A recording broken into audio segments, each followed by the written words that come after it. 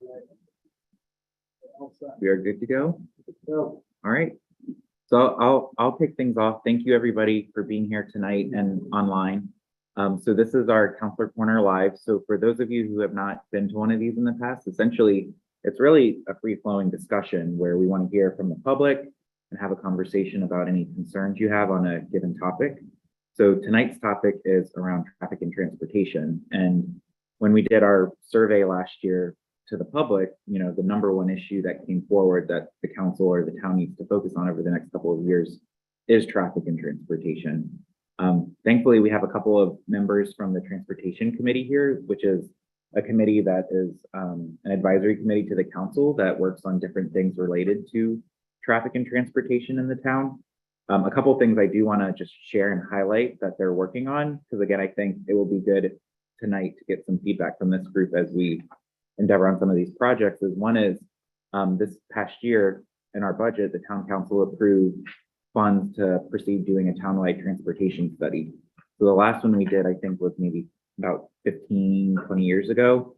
And so really this is intended to be a comprehensive review of all of our traffic needs within the community.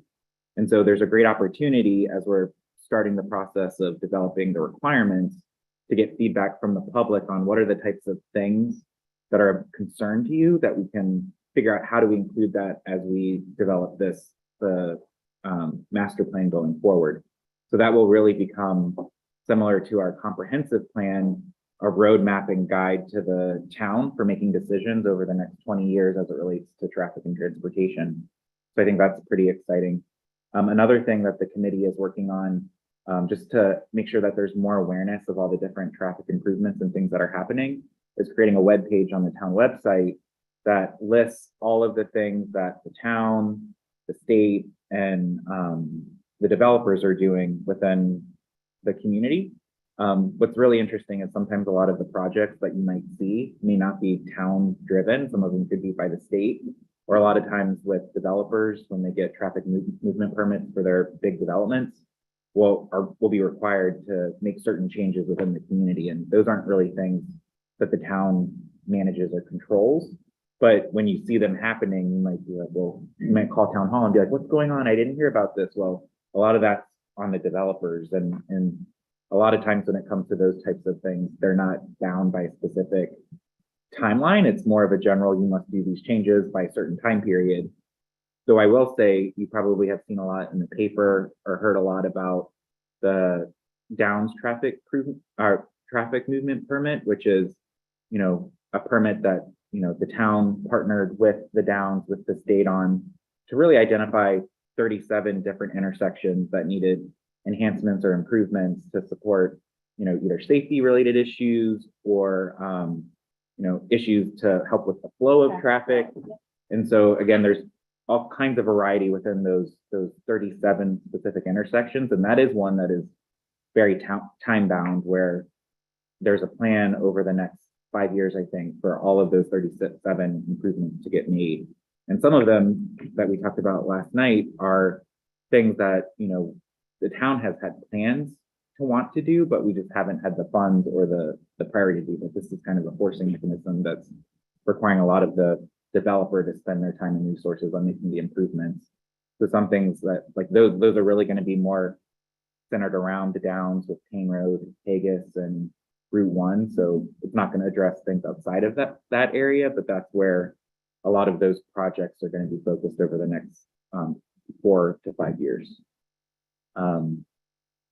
So those are kind of some of the big things happening in town that we can talk a little bit more about if you have questions. But really, again, we're here to hear from you guys in terms of what are your thoughts and concerns around traffic? Why do you think it's an issue in the community? What are some suggestions you have? And again, as we think about this master plan, what would you like to see, for that plan to mean something to you as a resident? What would you like to see in it so that we can think about how we shape the request going forward? So with that, I'm John Anderson. If you don't know my name, I'm on the town council. I've been here for 2 years. I have 1 more year on my term. I'm April Seithers. I'm just wrapping up a 1-year term. I was filling a vacancy, and then I'll be on the ballot for a 3-year term in November, and I'm running uncontested. So You're stuck.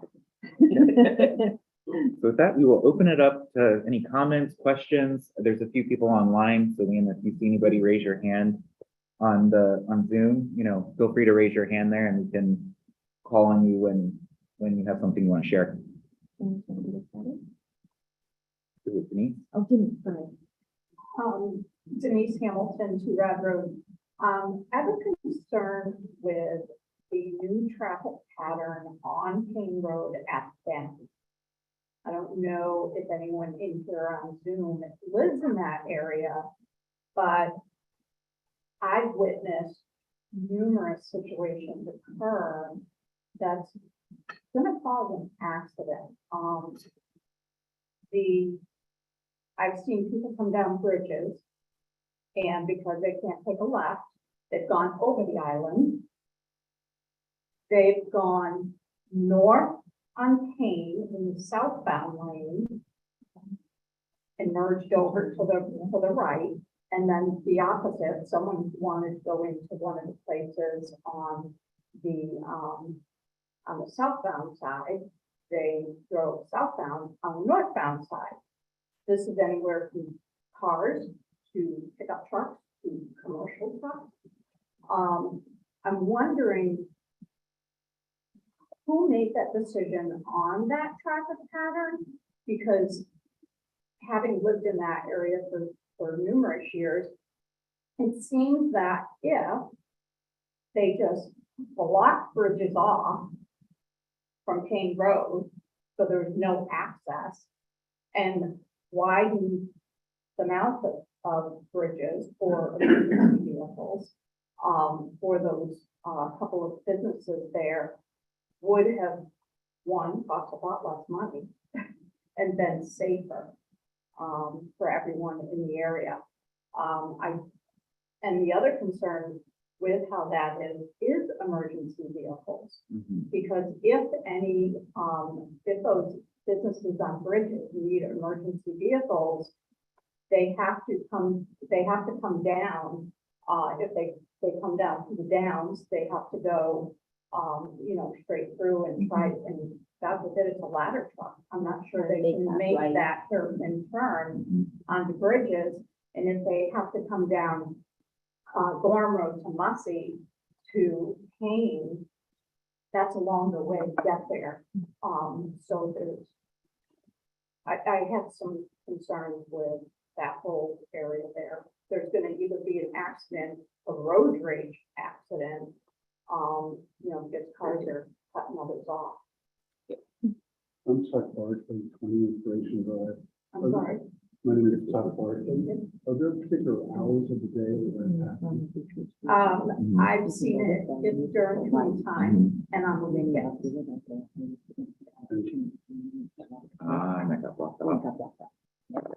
Sorry, I'm looking at the map. He to doesn't try live and- out in West Scarborough. I live out in West Yeah. Scarborough, so. Yeah. Jeremy, you have that? Obviously, I'm very familiar with what you're talking about, and I personally think, I'm sorry, Jeremy Gordon, one that you won't do, 239 Rosewood 1. Some of these ideas look really good on paper. It's all pretty, like island trees. I like the island going into Gallery Boulevard by Lowe's. I like the island in the Downs.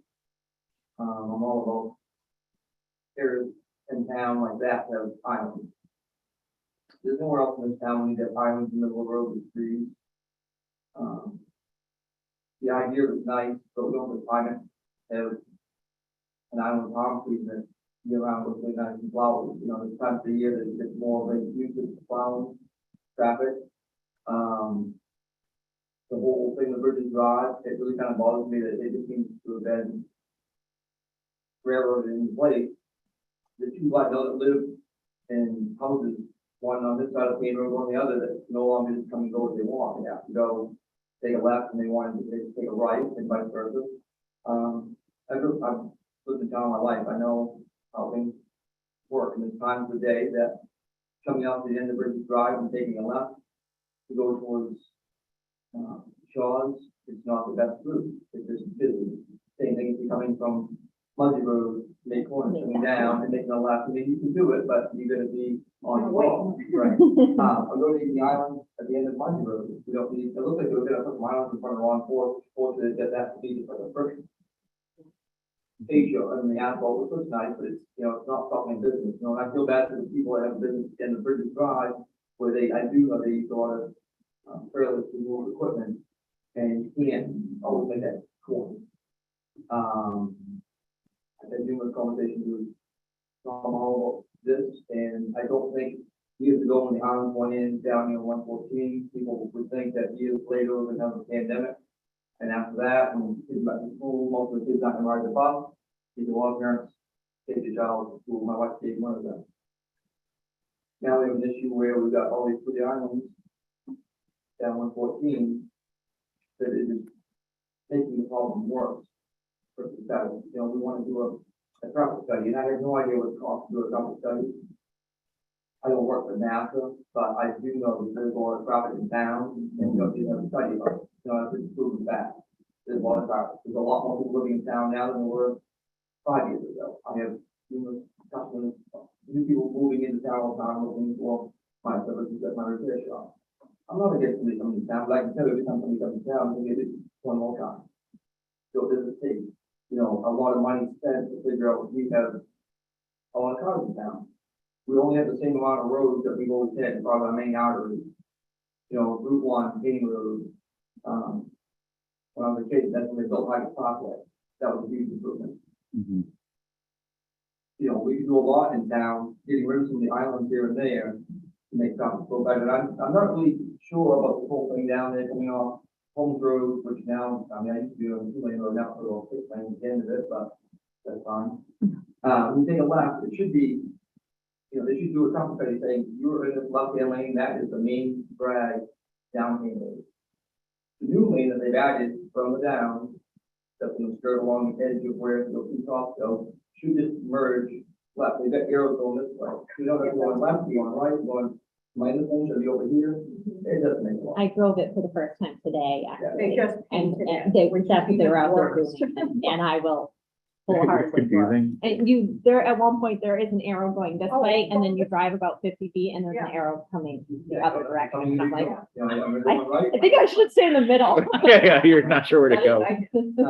And lastly, one thing that really, really bothers me, and I know it's in the pipeline, I've known about it for a long time, is this proposal to do islands at Route 1. And it's just absolutely crazy.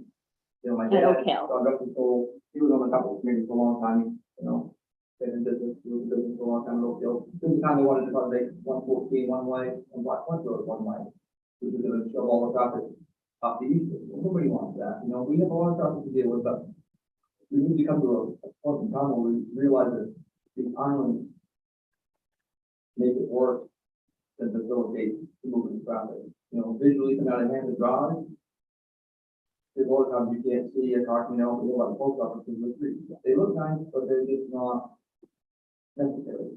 You know, I'm not trying to rain on anybody's parade. Like I said, I know aesthetically, and when you're putting a plan together, it's going to look nice, it's very curvy, some trees in the middle, like putting in flowers.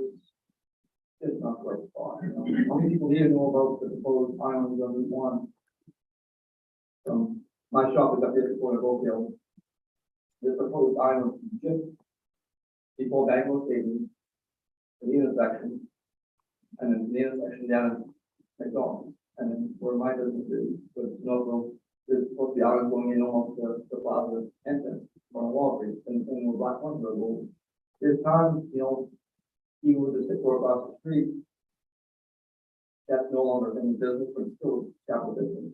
They'll not be able to get their own food delivered to these islands, because the trucks coming south of Route 1, well, so I can't swing in anymore. So when you swing down Black Point Road, oh no, I can't swing around anymore. So let me go down Black Point Road and try to maybe go around the Honeywell House and loop back around the 18 road for a few. There's a lot of things that don't seem to be well thought out in my mind, and I hate to jump in and on anybody's case here tonight, but I get a lot of things going on, and I don't quite make as many use as I should. but I also like that little girl and whatnot, nothing that kind of years is affecting my life, but we need to sit down as a town and say, is this really the best thing to Scarborough, or is this some sort of aesthetic that they have a fancy and expensive and welcome to town? You know, I know there's people that are trying to cross Route 1. I see every day. I think you'll find that probably on average, 40,000 cars a day go through Oak Hill, is not a, I don't think that's an unrealistic number, especially in the summertime. So a lot of cars going by. Mhm. I am kids who also want to go walk, and I worry about some of the kids as you walk from school. But we can never make Route 1 at Oak Hill the same as it is in front of LLB and 3-4. It's the same road, got the same number on it, but we move cars.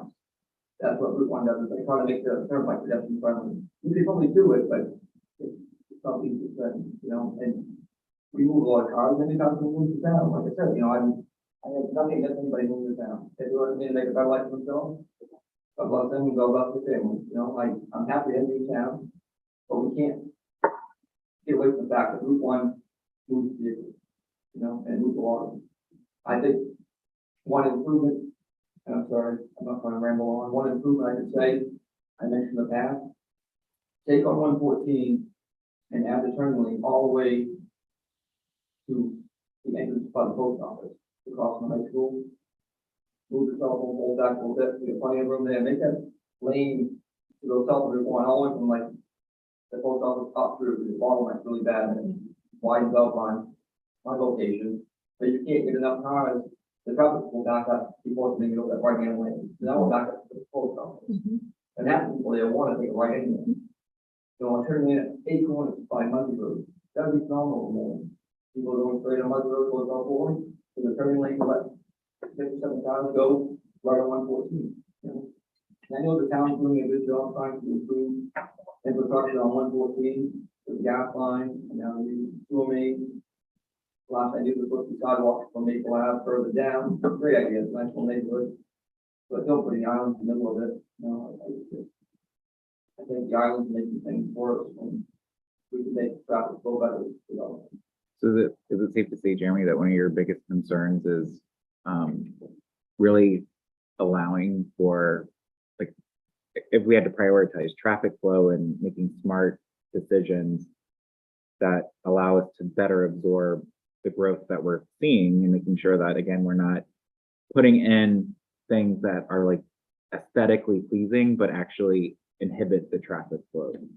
And so again, I don't know how we would frame that in a transportation study, but again, I think those are the types of things that, again, if we know that, hey, let's, you know, aesthetics are like low on the priority, that's not what we're trying to do with this study. It's really about optimizing the flow. And like, if we know from your perspective and like where you guys are traveling, like you mentioned, that particular intersection is like a painful one, then I think we can target some key things.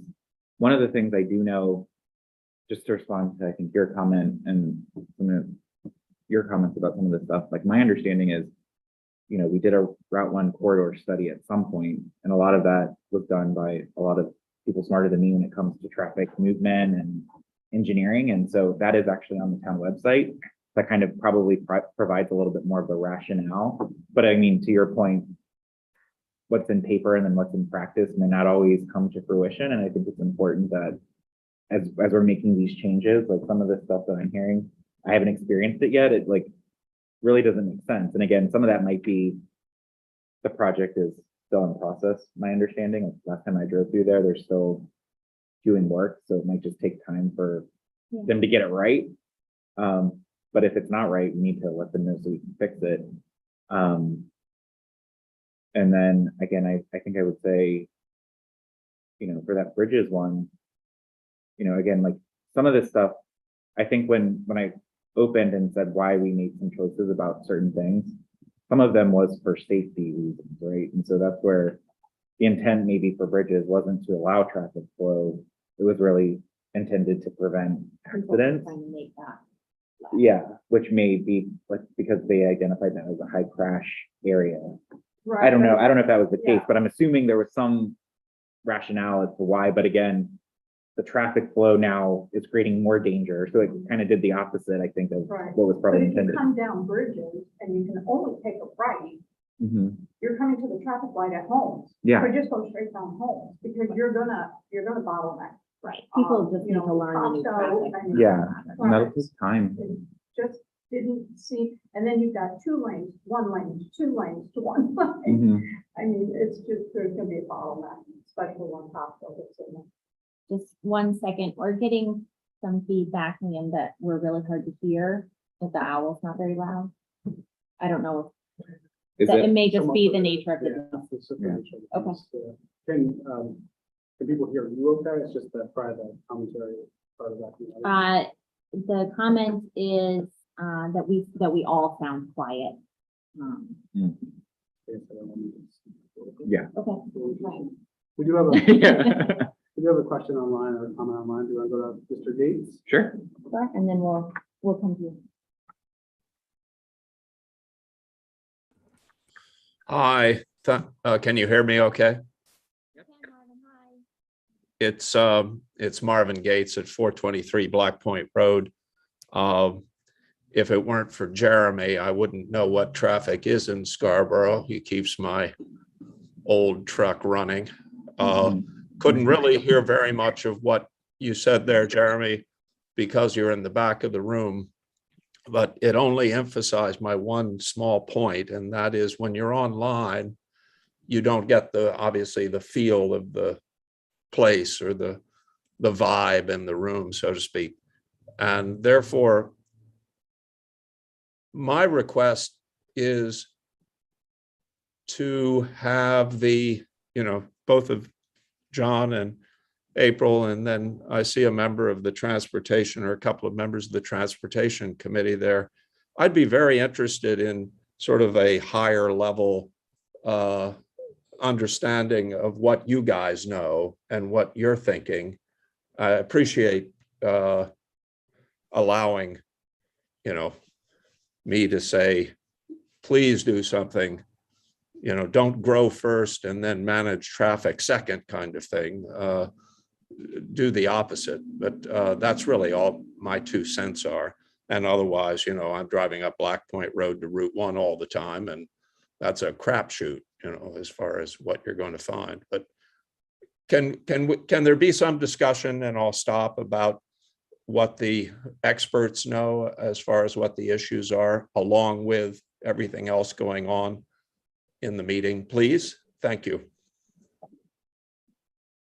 Yeah, I mean, not to put the transportation committee on the spot, but again, if again, I think the one thing I will say is that we've been talking a lot lately about really this townwide master plan and trying to figure out what are the types of things that we want to propose as requirements to make sure that we're being as comprehensive as we can, but making sure we're also being targeted so that it's actionable. And so I think Angela, who's our town engineer, really leads that. Unfortunately, she couldn't be here today, who is really probably the best resource on what's actually going on in town and, all of the, specific things that she knows and is in the pipeline. But if anybody from the transportation committee has anything they want to share or add based on your experience. And if you don't mind, I'll start. I'll try to be as loud as I can. Yeah. But my name is Jen Ladd. I'm the current chair of the transportation committee in town. And I will put on my Angela hat for a moment because I'm confident that she would capitalize on this moment to reiterate that very soon, I think she said maybe even next week, there will be a map coming to the town's website that will highlight, and we've seen previews of it. It's really helpful. It will highlight all of the upcoming projects that are coming to Scarborough in an effort to help try and address some of these things. But to your point, Marvin, my understanding is that a number of the projects that are coming, particularly those that are related to the Downs commitments for traffic improvement, they are intended to be incremental. So they are intended to sort of keep pace with the growth of the downs, and that's why they're spread out over 5 years and not all occurring after 5 years. And so I think it's important to keep an eye out for that map. I think that will probably answer a lot of questions, or at least be a good starting point for people to go to when they do have questions. So if you see a construction crew coming, or you might get a notice in the mail, I'm not sure how, it's a lot of different types of projects, but that would be a good place to go to. The map is sort of interactive, and then you can click on a line if it's near your house or near your business. You can click on that and it will open the screen for you and see a little bit more detail. And there's I'm here to listen really mostly, but there's a lot of answers for a lot of the questions that have been asked already tonight, and I'm sure more that exists among the larger community about the why did this go in, why does this look the way that it is, and without it's my nature, I really want to answer all of those individually, so I understand on the ballot place. There are answers to those, so if you do have those types of questions, certainly reach out to, the transportation committee meetings are open to the public. You can email us questions, and certainly Angela is absolutely on point with what's coming and what it looks like and why.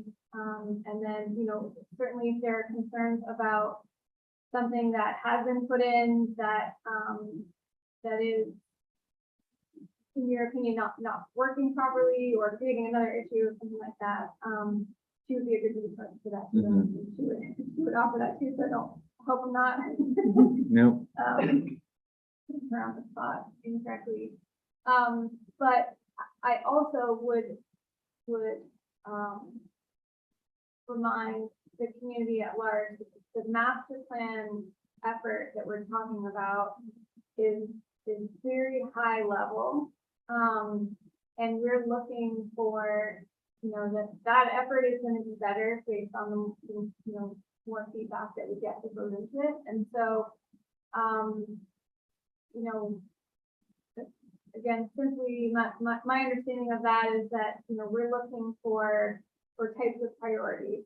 So if you're, I think what I'm hearing you say, Jeremy, is that it's not your opinion, your observation has been that this section of Route 1 is intended to move a lot of vehicles. That can be a priority.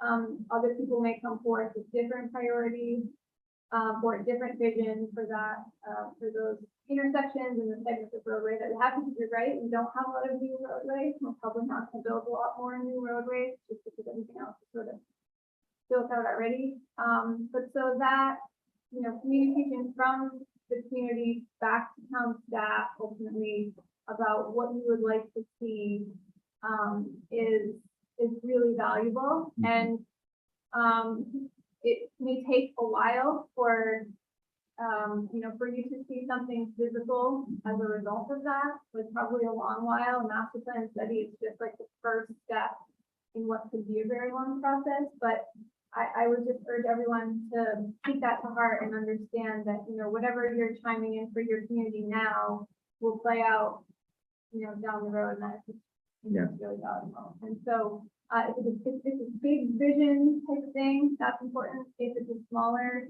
not doing that at all, it's not a small issue, but if it's a shorter term or it's a problem you're seeing more immediately, we would love to hear about that, whether that's the transportation committee level or certainly the would offer the same. Yeah. And I would just add, one of the things I've learned being on the transportation committee, and I think it was something you said, Jen, when I first joined, was like, or when we were talking about something maybe related to the study, there's two ways to address this. One is to, expand roads and allow for, the ability to absorb the growth. And the other thing is to try and figure out how do we incentivize less cars on the road, which could mean trying to incentivize ways to do public transportation in town, better biking systems, things like that. Again, it won't probably, I don't think we'll ever have like a bike lane on Route 1. Maybe we will, I don't know, but like maybe it's not safe enough, but again, like, I think that's the other thing that we're trying to think about, or that I often hear the transportation committee talk about. It's not just, you know, trying to fix and solve for more traffic. It's how do we find ways to get more cars off the road, or, you know, do things slightly differently. And again, I think one of the challenges that I've learned is that, you know, you would assume we would have the ability to have public transportation coming more down Route 1 and throughout town. But really the way, you know, it works with the transportation groups within, you know, the area is like they need certain ridership, and we don't have that ridership that incentivizes them to actually offer that.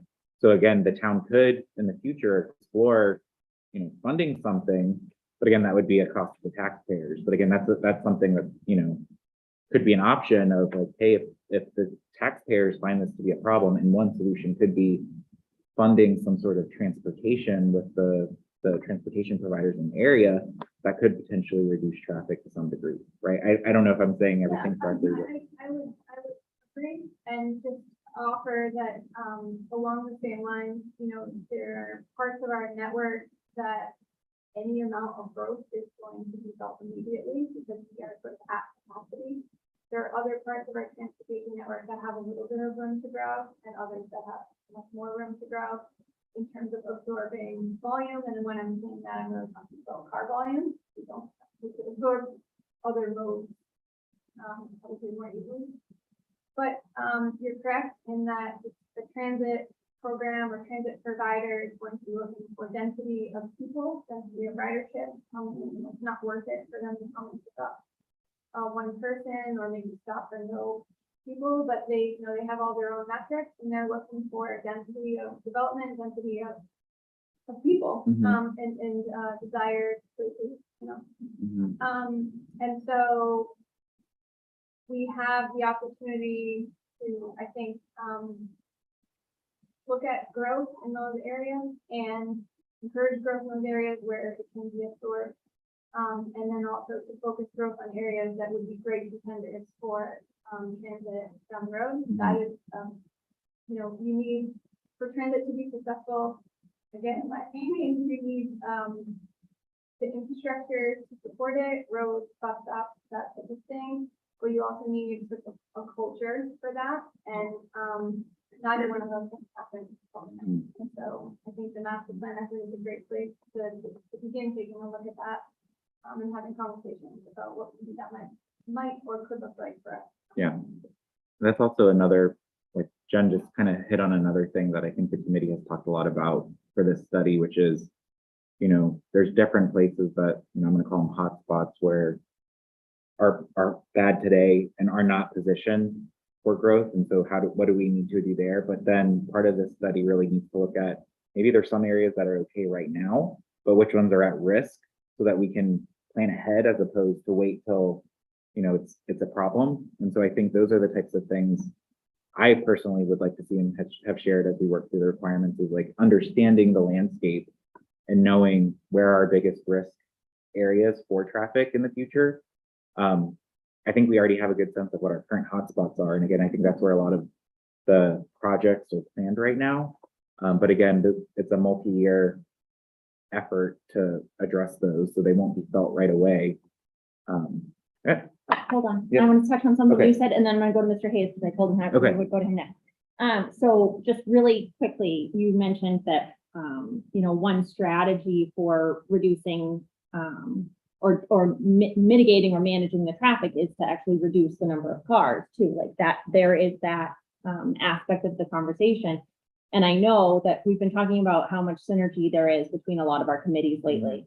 And I know that Conservation Commission would love to see more emphasis on using the Eastern Trail, and increasing the number of people who commute throughout Scarborough. And really, again, it's do we have the culture to do that? And that doesn't happen overnight. But, you know, is it feasible to have families who live in Pine Point bring their kids to Wentworth in the morning using the Eastern Trail rather than, you know, being on congested Route 1? And I know that there are families that do that now, and I applaud them. I'm not quite at that phase in my child rearing where I would even attempt such a crazy thing, but you know, it is a possibility, and we do have families in town that are successfully doing that now, and they will happily share where the danger points and the places where they would love to see pedestrian improvement. But that is arguably, you know, one less car on the road every morning that I know, you know, that we can use that great resource that runs north-south, you know, all the way from, well, and when they fill the gap, that will be a huge improvement too.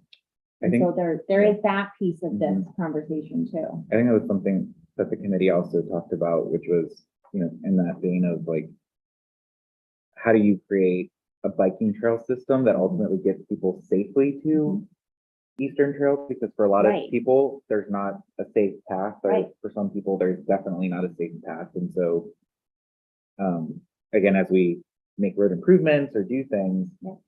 do we have a map in the future in mind that's going to be the best map, and make sure that we're building to that map so that people like you could actually safely get to Eastern Trail and do what you do from there. Master plan. Master plan. In the map, put it in the master plan. Mr. Right. Hayes. Mr. Hayes, 21 Martin Avenue. I agree with her in our climate. 99% of the places, islands are ridiculous. As far as I'm concerned. But over and above that, like real concern to me, is this lady pointed out, I rode over the train road today. And you talk about if that is safely designed, whoever designed it should be fired. You're here. There is going to be serious issues on that stretch of train road around the dam. The scary part is beyond that is, as John mentioned at the beginning, there are 37 intersections that are going to be done in the next few years. Are they all totally already designed? And does the transportation committee, have you had any input into any of these, the design of these 37 intersections? That's a great question. You know, and if not, why not? And if not, there's a lot of energy being spent talking about a problem that you can't do anything about, which is, in my mind, a waste of valuable time. I mean, if you know, 1 and 1 is 2, and no matter what you can do, you can't make it free. Yeah. This stuff is all designed and done. God help us. So my understanding, and somebody correct me if I'm wrong, was again, like, to get to those 37 intersections, it wasn't a quick process. It took 2 years for the town, the state, and the developer to really work together to get agreement on kind of the requirements and in it. And I was trying to find the document online. I know we have it posted where essentially all that is published, that shows the decisions that were made. And at the end of the day, my understanding is that that document is the state's document. So while the town provided input and feedback, ultimately Maine DOT decided everything, at least in terms of requirements. So, and I think it does go into specific detail, I think, in terms of like a little bit about the details of what they need to do. But again, that was more of a state requirement, and the state drove a lot of it. And again, I think our town engineer, and there in some cases, like the specific Oak Hill intersection, I know there were some concerns about the island being too long and not allowing people to turn. And so the town advocated on behalf of the people who expressed concerns to make sure that there could be some turning in and out. And so we influenced some of the design, but at the end of the day, the state was the one who, for those 37 intersections, kind of said to the town, this is what thou shall do, took in their feedback. I think unfortunately, you know, one of the things I think in retrospect that didn't happen well, that could have happened a little bit better, was probably more public input into the process. Because my understanding is, again, because this was a state-driven process, while the town was involved, it was the state's approach. But I don't think historically, because this has come up a few times, and when I ask the questions, there was no really like big robust state process where they came into the town and said, let's do some workshops with the Right. public and There get were some not input. forums, there were Yeah. not, yeah. Not trying to throw the state under the bus or even like say the town That's should have just done not- more. yeah. But at the same time, like that's kind of how we got to where we got to. And so the details are there, the projects were defined. Again, it was, my understanding is that these are professional experts who do this for a living. But again, there are a lot of professional experts I work with on a lot of things who have the right Who don't ideas, live but here. but in implementation or when it's really put out and done, like it's not always exactly what you thought it was gonna do or be. So I'm sure even for those 37 projects, we're gonna experience that. There'll be some great wins and there probably will be some flops and maybe we just experienced the flop a Well, it's little like early. computer programmers, they Yeah. program, but they don't actually use the program. So they have no idea how it should really Mm-hmm. work. So you've got people out there designing things who may not actually travel those roads or know the history of the traffic on those roads. Yeah. And so at least, we know to go after the state. Yeah. If something happens, they don't, Well, and maybe too, like again, proactively, again, there's 37 intersections and, they've only just started. There's no reason why we can't ask the developer, before they go do something, can we like take a moment, take a pause, get some feedback before they start implementing those, which again, they've shown to be quite willing to work with the town. So I'm assuming that's something we could always request and ask and say, hey, can we build a step in the process before you just go build to the state's specs? Get some feedback and see if there's any wiggle room. Again, I don't know how much of like what's in those specs are like things that they can't not do. Because again, it's not, I think they're reacting to what they've been required to do, not necessarily. So I don't know exactly what their wiggle room is, but again, we can at least ask and see. You can deal with the state in the Mhm. bridge of Brunswick to Thompson. With, the state in the area went back and forth for 2 or 3 years over whether to build a new bridge that the state wanted to do versus rehab an old bridge that the citizens wanted to do. And eventually, just because it's cost prohibitive to try and refix the Sure, old one. yeah. Mhm. So, I mean, I would suggest they just painted those arrows on Payne Road. That probably is the final version. And I think somebody from the town, should say to the state, hey, please send somebody down here and sit for a couple of hours during, commute time. And watch and see what the cars are doing. The lady is right, you're going from 1 lane to 2 lanes, the arrow telling you to Go both ways. Mhm. come together.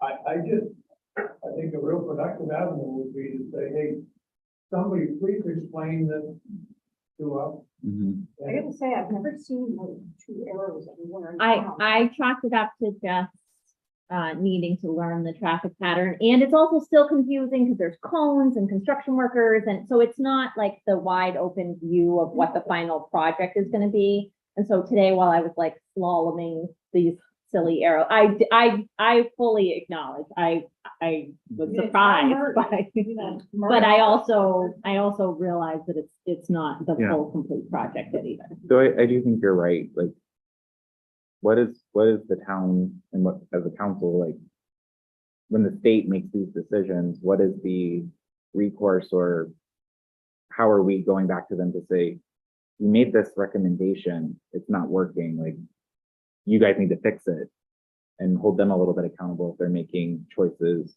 that, in practice, maybe aren't delivering what was anticipated. So I don't know the answer to that, but that's something we can look into and just figure out, like, what is the recourse when the state gives these requirements, developers build to it, yet it actually does the opposite of the intent, which is, I don't think what was intended, but, a lot of times after you do something, you always kind of want to do that retrospective and say, that was not the best idea, how to fix it? And so this might be one of those, or at least the concern I hear is people driving and turning left off of bridges going over the island, is that? People's time. Yeah. Some have gone over the island, Mhm. some have driven north in the southbound lane and then merged right into the northbound lane and vice versa.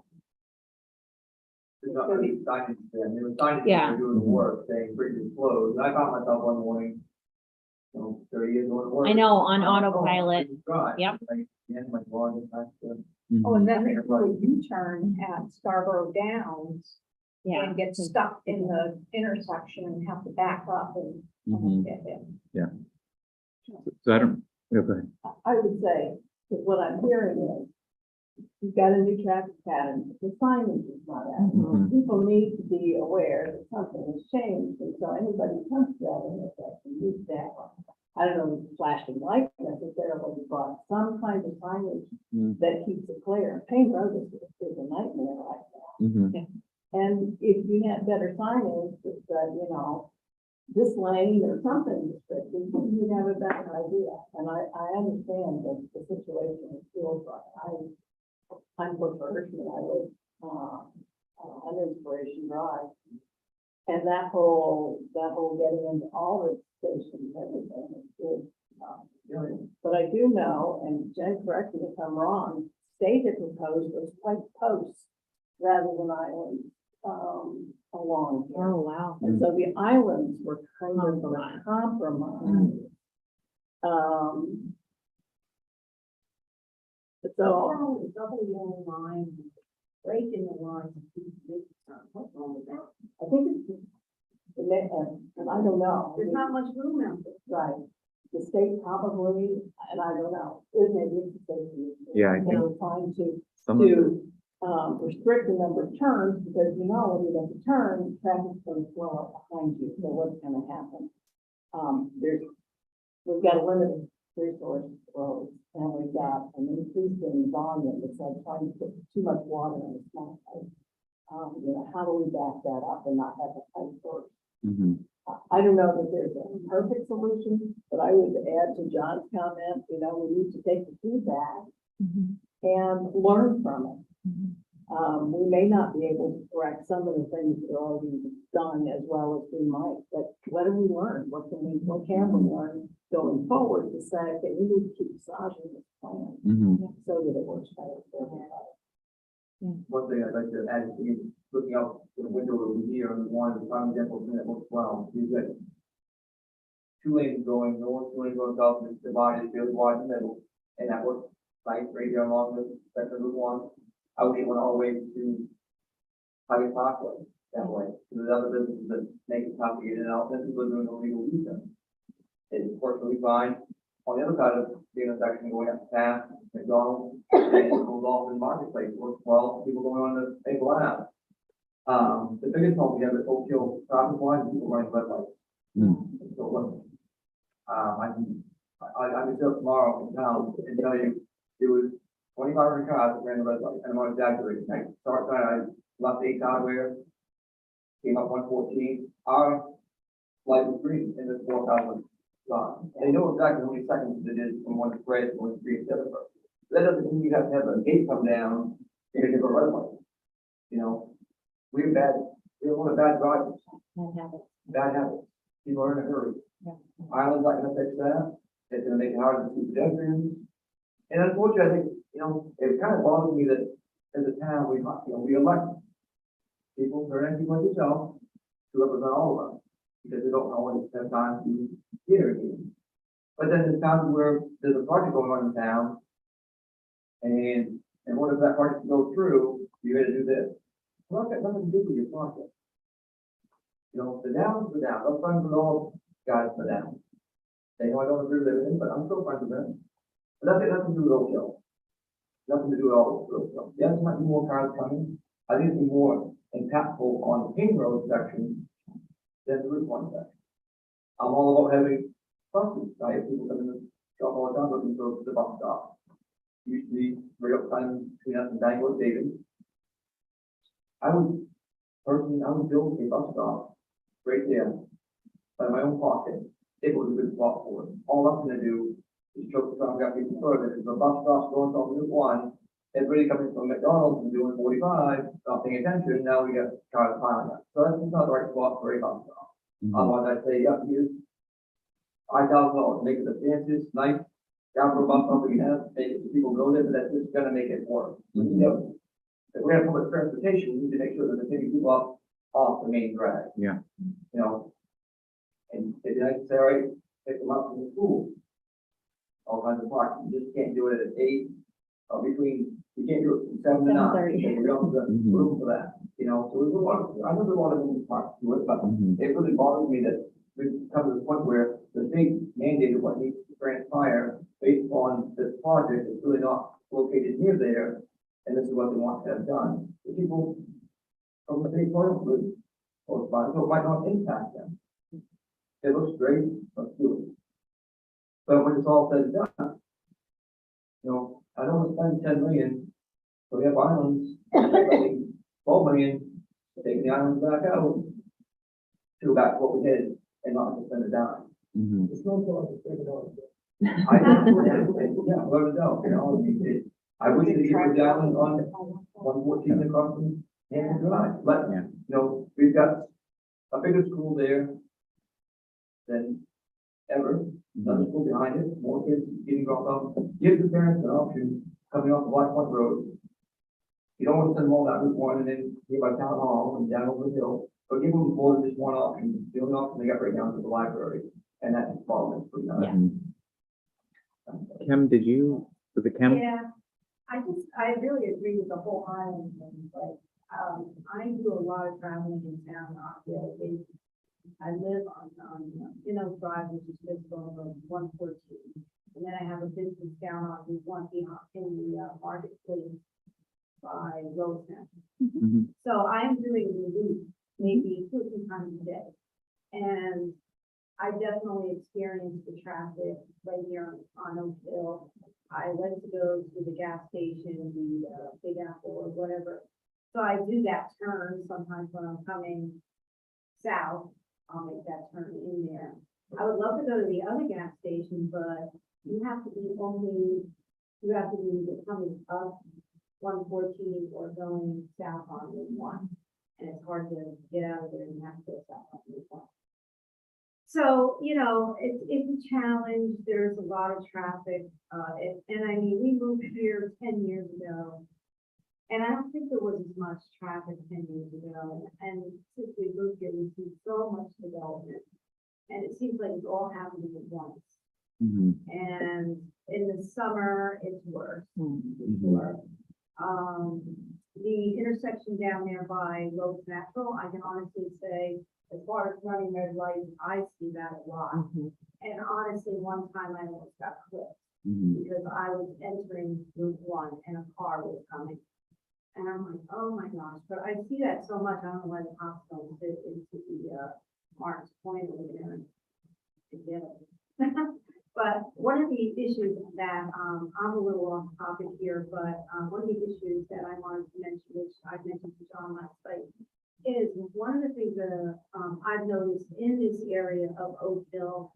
I don't know what you're talking about, 37 intersections, but is that all in the downs? No, it's mostly the area surrounding it. So a lot of it is on Route 1, Haggis and Kane Road. Mussey Road is gonna have some improvements, so it's a pretty broad area, not just within the down. I don't even think That's a lot. anything is within the downs. Yeah, A lot of stop and go. Yeah. yeah, to the mall All over the even. mall. So they're really pretty. Again, like West Scarborough Mhm. won't get improvements, Dunston won't get improvements, but like more Oak Hill, Eight Corners, yeah. Well, my thing was, street lights, which I've noticed over the course of 4 or 5 years. And I always notice it as soon as we fall back and it's Mhm. darker earlier. I always notice where there are so many dark intersections, and we did talk about green acres last night. Mhm. I live in the Oaks, and I do enter out onto Maple Ave from there, and there's no street light on that one corner. And we do have a lot of people that walk, there's Mhm. no sidewalk. Mhm. And if you're coming up from 114 onto Maple and then making a right into the, drive at night. And in the summer, people are out there. Yep. I mean, one night I made that turn and luckily those people that were walking were ahead of me. But if I would have made that turn maybe 3 or 4 seconds earlier, they would have been right there in the path where I was turning. And there really needs to be a street light there. And I think Fuller Town will find out. Mhm. And they said it's really the responsibility of the guy in those fields. And so I said, well, it's not my. Mhm. But anyway, that's another intersection. Another one, I mean, when you're talking about the flow of traffic on Route 1, Mhm. the road where you turn off Route 1 by McDonald's, and then I think there's a house on the other corner. That is a dark corner. If you know that you're gonna make that turn and it's dark, and you wanna get off the road fast, there's no light there to show that that road is right there. And it can be tricky. I've done it several times. And I'm like, it's not, I just always doubt myself until I get right into that turn. Yeah. So that's another one. Can I just interrupt for a sec? So Yeah. Jen is also on the planning board, correct, Jen? Correct. So, You know what I mean? It's just both of yeah, them. and I'm not on the planning board, but some of these things about the lighting how does that factor into our planning? And is that, again, something more from an ordinance perspective? We may need to develop better requirements because if there's a lot of spaces or places that are dark, is that the avenue to address those, or is that? For new projects, absolutely. Okay. New projects or projects that are coming back in front of the planning board, I should say, so sometimes you see projects. For, an area like that, that's well established, if that, owner or that project came forward looking to make some changes on site, the planning board would have an opportunity to weigh in. Again, depending on the scale of the changes, weigh in perhaps on the whole site. And we've done that before, similar comments. But if it's feasible that lots of development are good to go, they may not come in front of the planning board. And so I think, that's a little bit harder, Mhm. probably, but, I think you're right to, call about it and to ask for sure. And lighting in particular can be one that's hard to assess. Like we can count cars, somebody can do, you don't have to be there to do that necessarily. It helps. But lighting can be a tricky one, and I think it's always helpful to hear from people that live there, because to see a challenging lighting situation, someone has to be there after dark. Which, for people who, their full-time job, like town staff, they work sort of quote unquote regular hours like everybody else, and they do not live here, but, there's certainly other ways, of addressing that. If it's a safety concern and it impacts the public right of way, that would be, something that I would like to think the town could work with, either with the private property owner there or,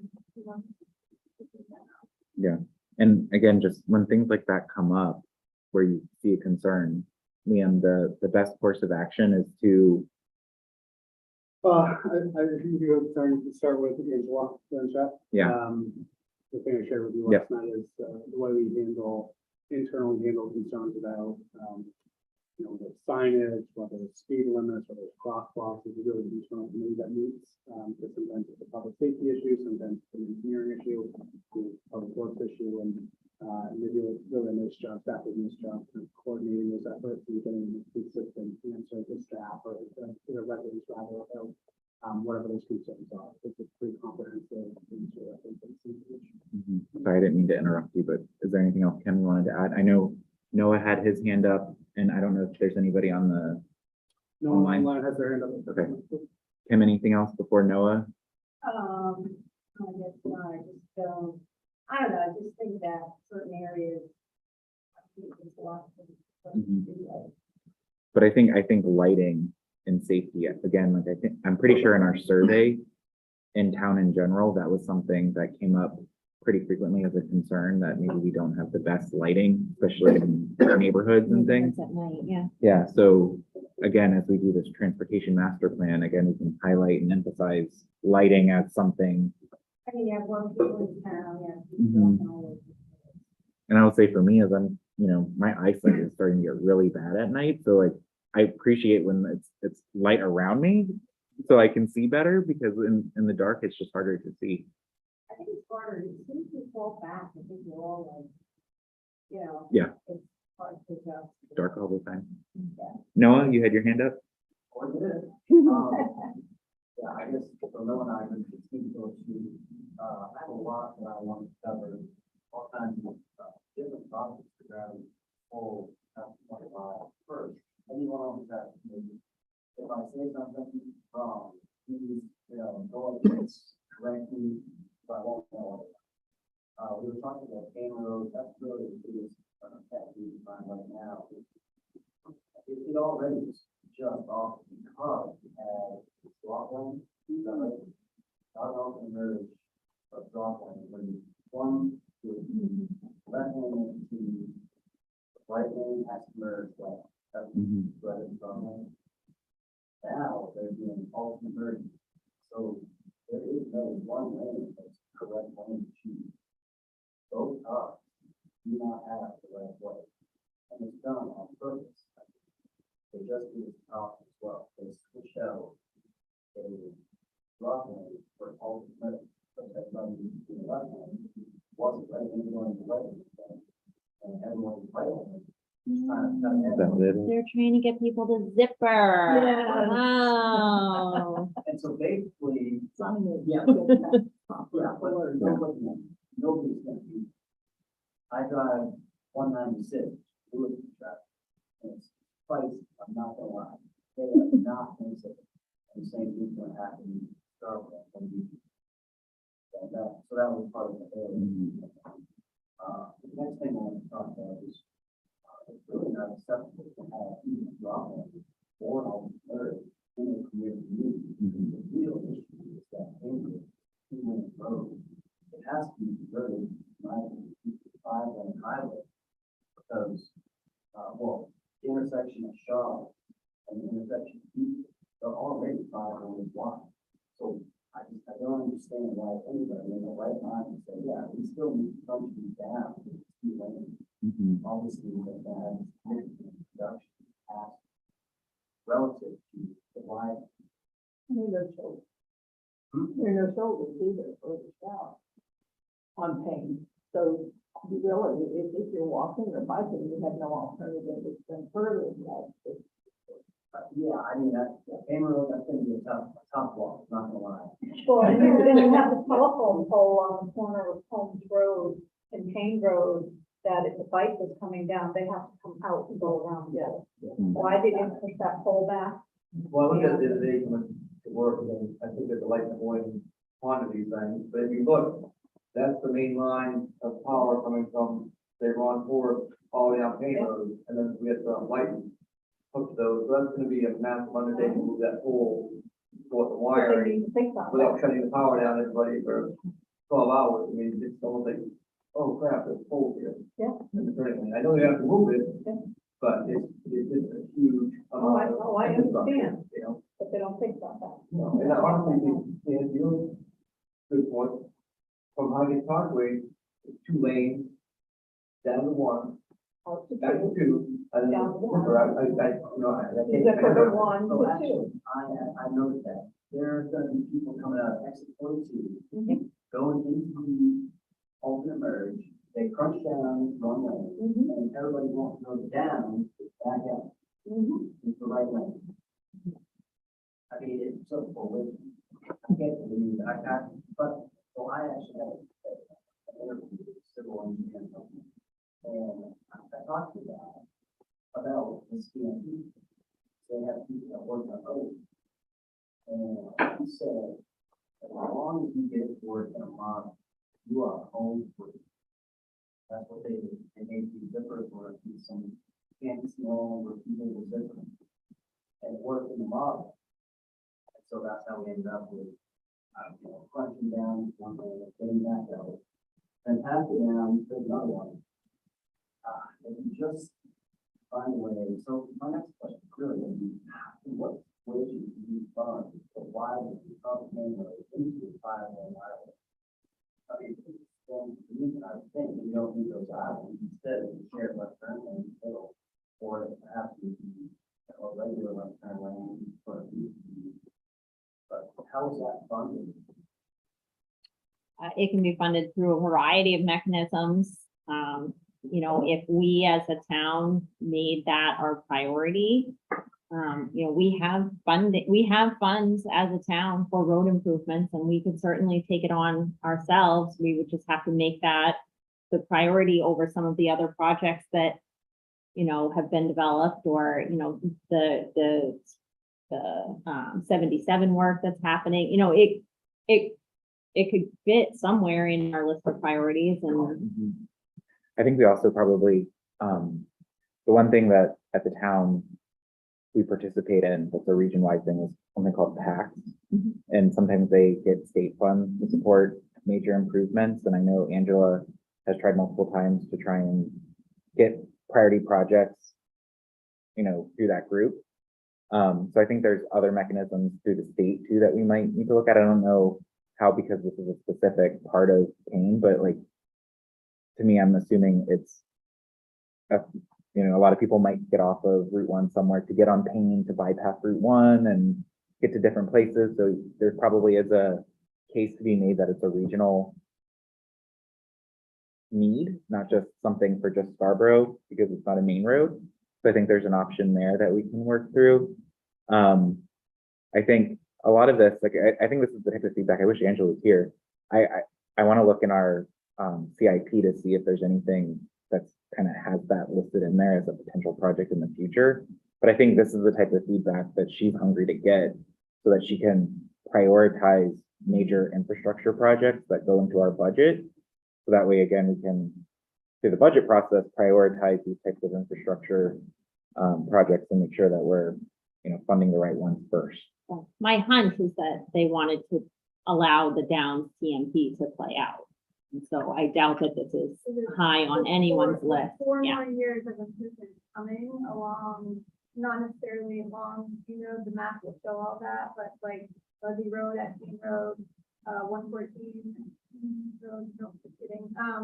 But in other areas, and so, as well as a lot more, you know, growth. So like I said before, the offsite mitigation, my understanding is intended to be incremental, so it's building out here with a little more growth, and then building out here a little bit more. And you know, even if we had the funding to do that right now, it might be premature to do that because we're not actually sure what it looks like at year 6 from now or year 5 from now. But with that or otherwise, it tends to take a long time to fund and construct construction projects like that. And so yes, there are other avenues. But this again would be another interesting focus in the transportation study to assess, evaluate, and determine the plan to just make sure that, you know, this is a priority area that we need to make sure we plan for and prepare for, that we have at least a plan. So that's something we can figure out. How do we make sure, again, these major areas that the community sees as a concern, we get somehow incorporated into that. I had an idea that if they were going through the main roads and the big thing and stop main roads and becoming 2 lanes, do the not touch, do the next thing, people come out with work. Yeah.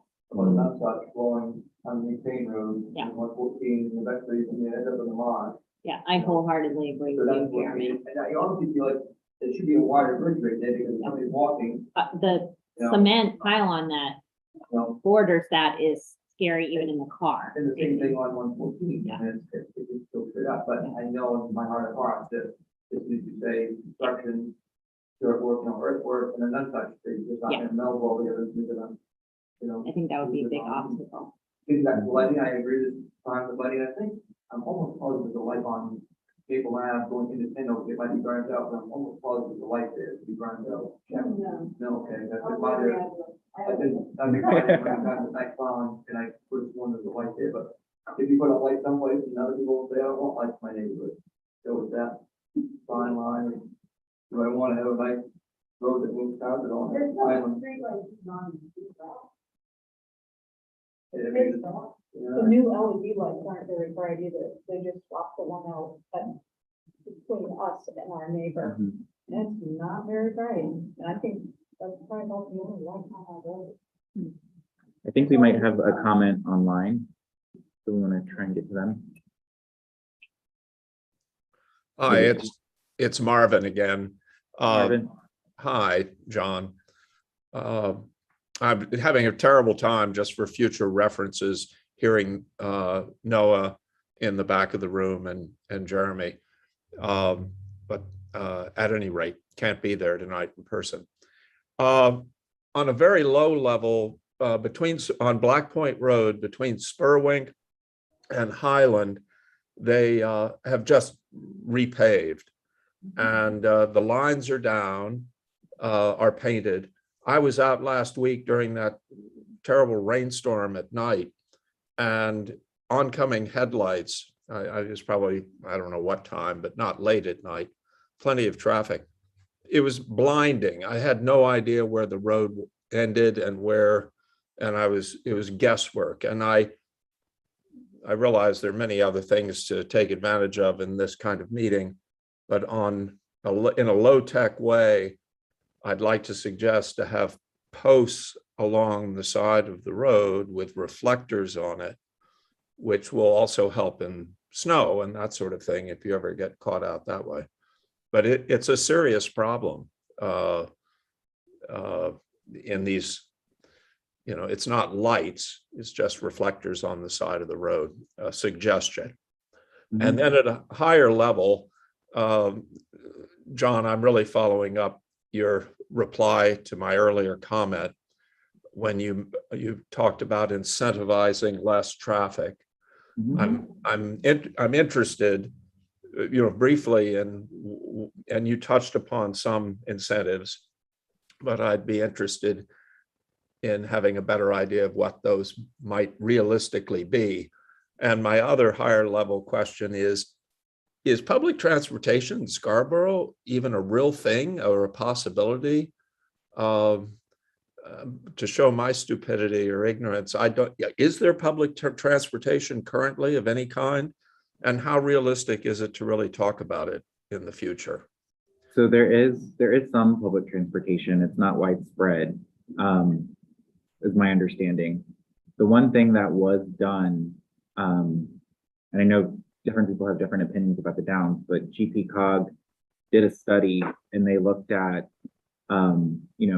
how something like the Downs and that high density of the neighborhood could really activate public transportation in our area. So, again, that's while part of that trade-off is you're adding more cars, you're also creating the density that's allowing for more art that provides the incentives or the need for these public transit groups to want to come to Scarborough. So there's a little bit of a trade-off of you need a little bit more growth if you want to get the public transportation. So that way, as Jen mentioned earlier, they're looking for that right mix to decide where they want to go. However, we could also pay for that, right? Like if we wanted it enough as a town, we could pay for it. But again, that would have to be up to the taxpayers to decide, is that something important enough that we're willing to mitigate traffic by paying and trying to use financial incentives to these transit groups to proactively come here or pay for them to come here, I guess. I don't know. We haven't had much conversation about incentives that I can recall from the transportation committee, but that might be something for a future agenda item to talk about because I'm sure there are things that the committee knows a lot more about this than I do. But again, Marvin, if that's something you're interested in, if it gets on the agenda, I'll let you know. I don't know if anybody else has anything to share about what are some other incentives that could help.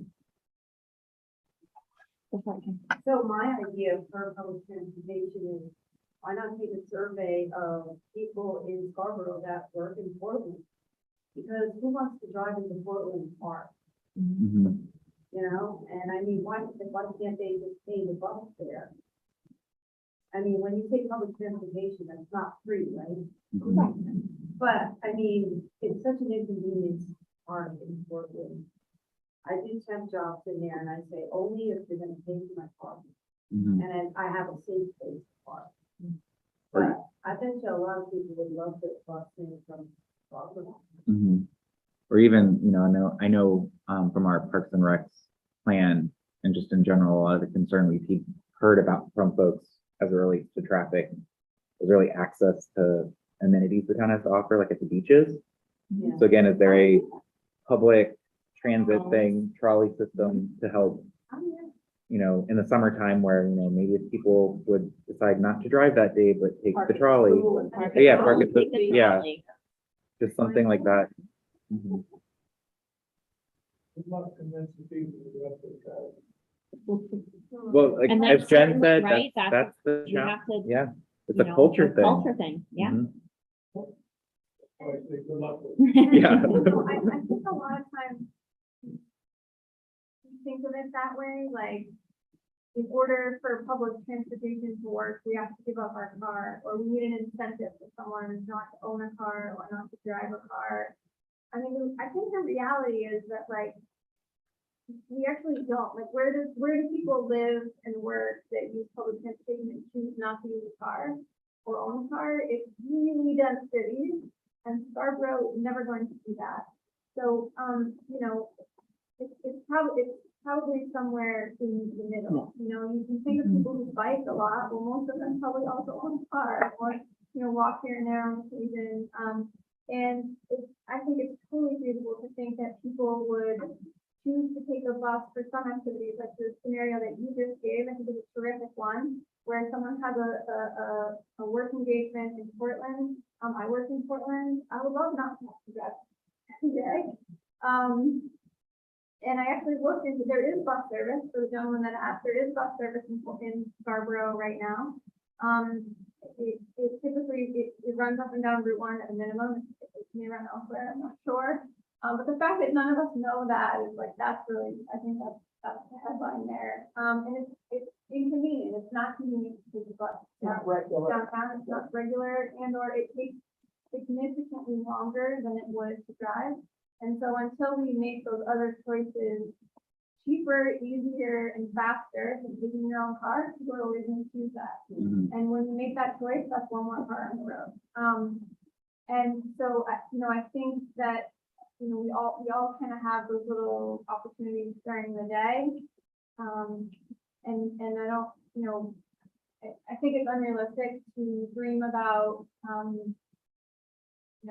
a large percent of our community giving up their cars in favor of biking somewhere or taking the bus. I hope we do have people that come here that might choose that, because I think there's power in numbers Mhm. in doing that, but generally, you're always gonna need to, like, go to Home Depot and like get something big, right? That's pretty hard to do when you're walking, or a full grocery order is really tough on a bike, that kind of thing.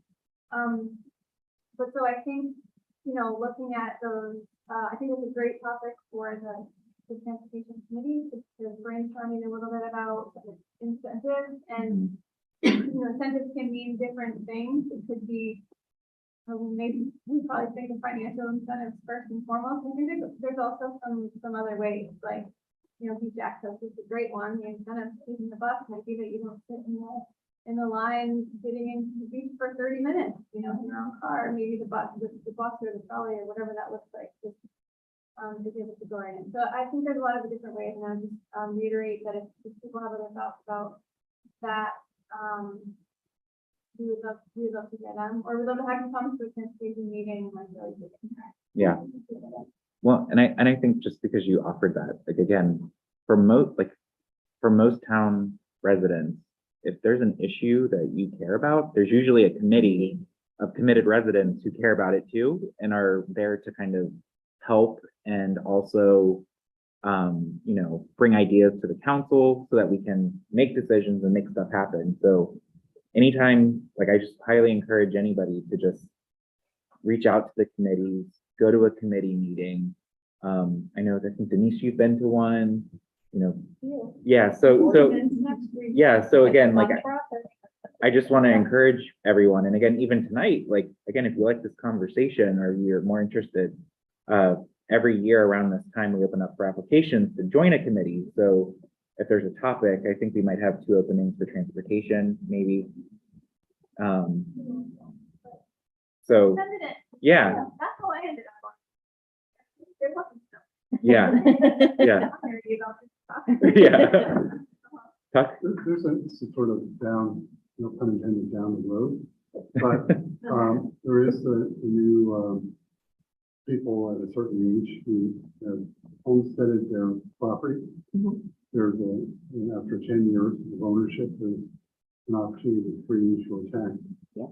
My wife and I worked at a house 3 or 4 years ago in a very nice neighborhood, very dense. It literally took us 10 minutes to get from that property back to the main road. And I was like, I had no idea this was here.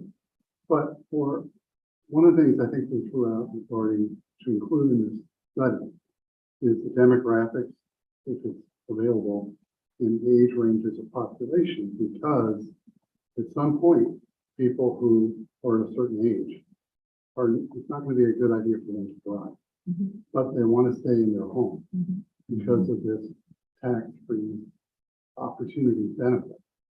So how will they get from the home they want to stay in to the Hannaford or to the pharmacy? We don't have shuttles, we have to be shuttles in those instances where we were looking at a house. It's like a forest. But one of my friends here knows he lives in that neighborhood. But we have to think about those considerations too. And it's sort of a lot of things related to it. But the other thing I think we talked about was what parts of Scarborough do people travel to frequently, and for what purposes, and when do they go? So those are, some of the things we're trying to consider. I am a member of the transportation committee. 2 meetings in, lots to learn. Yeah. It's also identifying one of the things that we talking about alternatives are bikeways. John alluded to it earlier. How do we create bikeways and walking paths that allow people to make those choices? Gee, I need to run to Hannaford for a quart of milk and a pound of butter. I can just get on my bike and hop over there, and I know how to get there safely. How do we begin to acclimate existing neighborhoods to creating safe pathways as well? And asking the public to identify what would it take for you to drive or walk to where it is that you're going, and where are those places that you would think about going? Library, shopping. So as we begin to look at the long-range plan, how do we begin to, even with planning committee, begin to identify how we make those connections? And I would elaborate on that by saying, there are folks of you in the room who have identified where you live. You are not walking to Hanford from where you live. Right. We shouldn't, But she might live in Hannaford open. It's awfully far. Yeah. I think that Scarborough is very unique in a lot of very different ways, but one of them, I think, is that, we have, within the same town border, we have such a huge variety of the type of places that we all live, and that I use that term broadly. So we live in Cape Forested dense neighborhoods, and we live on 20-acre farmland, and we live 10 minutes apart or 20 minutes apart. And so, there are other ways. That's kind of what I was saying before. Like, there are some people here who will always need to drive. And that's not realistic. But, maybe we could present them an opportunity to maybe not drive to the gym, but maybe there's a trail near them that they could recreate on instead of. or, you know, I love the story and I would love to know more about the people that, you know, they're biking to Wentworth Yeah. from Pine Point. Yeah. You know, as an aside, I visited a school in Portland this week in the middle of a dense neighborhood, and I recognize there's a lot of other differences there between what we have in Scarborough, but, you know, there were 40 bikes parked in front of the school on a Wednesday morning. And it wasn't like a bike, well, there wasn't an event. It was sunny, but that's just how it was. And there, you know, there were some people there that biked with younger children and children, 2 miles, they said. And so, you know, that's a hefty walk, but that's a pretty bikeable distance if you're comfortable in the route that you're biking on. And so I had small children and we bike, and I'm myself, I have a long history of road riding myself, and I am comfortable in a lot of situations that I recommend other people wouldn't be. I'm not comfortable riding on the one. Yeah. Hands down. It actually terrifies me When I see people, I people know. doing that. But there are other places, like, we may be able to map out better options for that. And, you know, if you're on a bike, a lot of times, the shortest route maybe isn't even always the best option for you. You might be looking for distance, actually. You might not mind somewhere to shoot it through. So I think,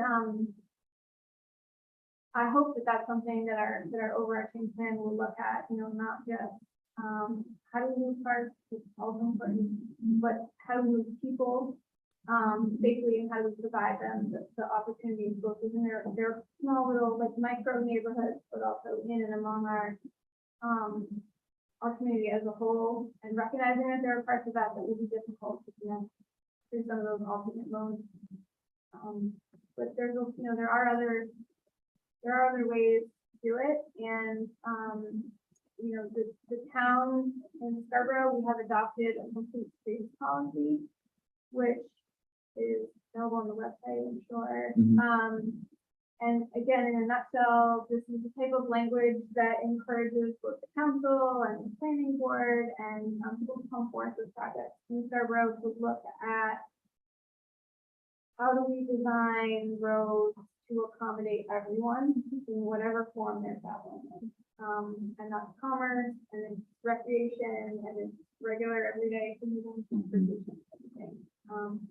And so we recognize that looks different on different roads. A complete street on Black Point Road is very different than a complete street on any of the residential neighborhoods that you, just so that you live on. And so, you know, I think that you could probably do easier, like say you have the Hannaford coming in down here to 114. And you could take it down and make all kinds of trails and bike trails and everything like that. And it could be safe. But when you're talking about Pine Point or Black Point and trying to make a bike trail across this highway, forget it.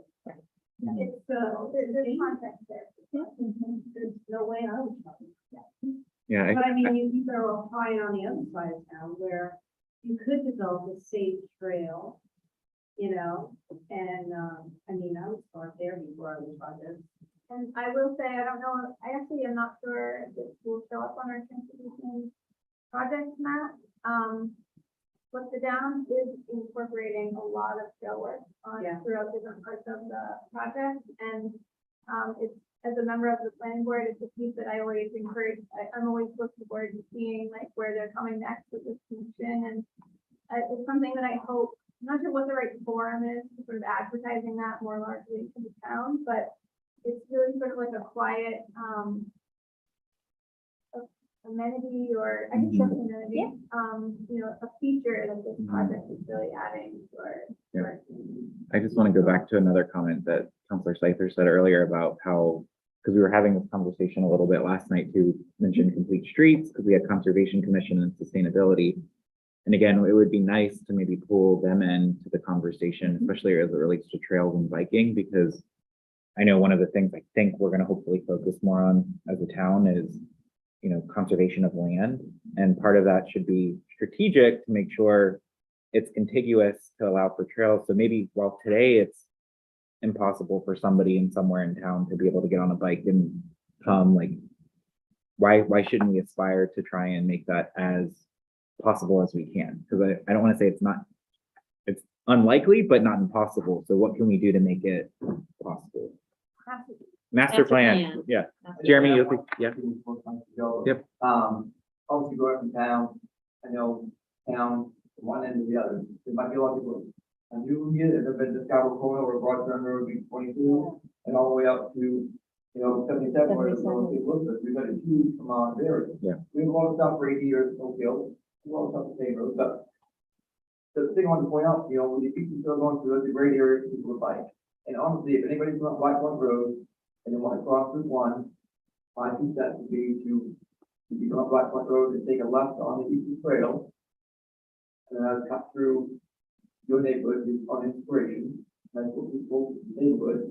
If you can get yourself down here on Commerce Drive, you can easily cross Route 1 there and get to the plaza of what used to be 301 down and out, you know, the medical building.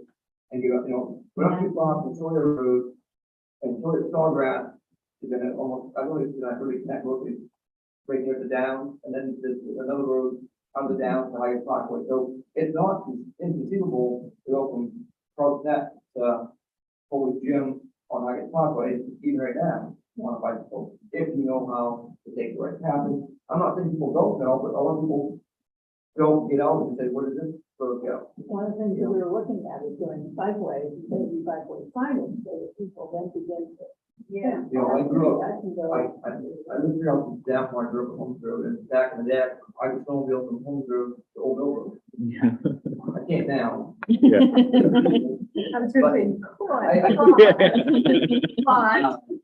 But there were a lot of films, there's still films on it, people don't know about, you know, and, you know, I think the town should really work on emphasizing, if you're gonna be coming from the Black Point area, from the Black Point Road, use the Eastern Trail and Inspiration of Eastern Village, because it's going across the Bureau Village. Yeah.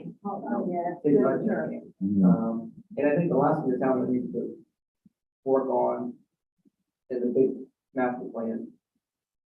Is, like I said earlier, all the people coming into Scarborough, walking to Scarborough, by all the people on a daily basis at my business.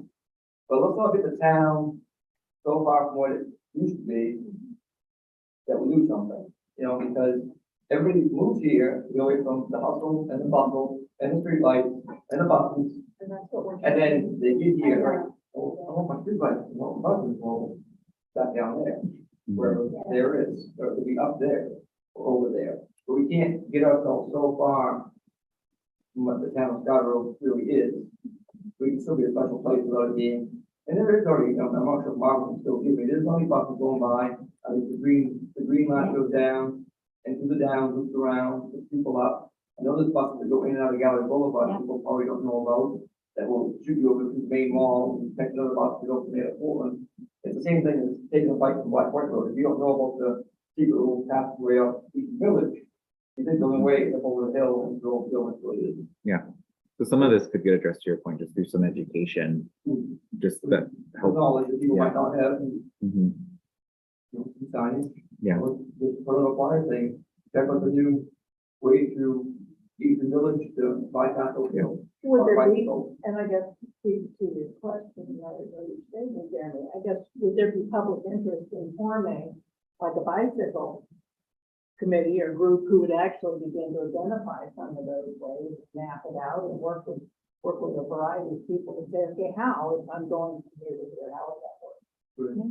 To get to school, to get to. Yeah, or at least a subcommittee to work on the master plan. Exactly, Yeah. exactly. I do think, Jeremy, too, you raised a good point of like, part of what should drive this plan should be our values as a community. And so how do we better describe what you said in terms of trying to keep Scarborough without changing it too much? Like, I think that's the tough part, because I think everybody agrees that would be the ideal. And sometimes what we need and what we want to be might be in conflict, but like, how can we make sure we define those and use those as a guide as we create this plan, so that the recommendations that come forward we can compare back to that and say, is this still Scarborough as a result of this? And again, like, I don't know how we do that, but Exactly. I was waiting for that. No. Yeah. Our comprehensive plan also is pretty good, or is a good, reference. Mhm, for the values. In the Referring. Yeah. community survey. Yeah, so we have good information. I think that's something for the committee as we work on this to like figure out how do we instill that into the process to make sure that the recommendations that come out reflect the values of the community. But again, as we go through it, to ensuring we have the right touch point with the community to say, here's where we're going. You know, is this the right direction for the community and where we're making recommendations? I want to be sensitive of everyone's time because we're supposed to wrap up at 7:30. If you haven't had a chance to speak or want to share something, you know, you can come talk to us afterwards. We'll hang out for a little bit. But again, I want to thank you all for coming, making the time to come and share your thoughts. Again, I'm the liaison to the Transportation Committee. So if there's anything else that you want me to bring back to them, feel free to email me, janderson@scarboroughmaine.org. And I'll work with Jen and Angela, who's the town liaison, to figure out how we get that on some of these things on the agenda so we can roll up our sleeves at the committee level. I don't know. No, same. I'm so appreciative that so many people were willing to come out. This Councilor Corner Live initiative, every time we do one of these, I'm always so pleased that we see familiar faces, but you know, new faces too. And so if you have any feedback about the forum itself, again, you can either talk to John and I after, or you can email either one of us and let us know how you thought this went. And just really grateful that people are willing to come. So thank you. Thank you.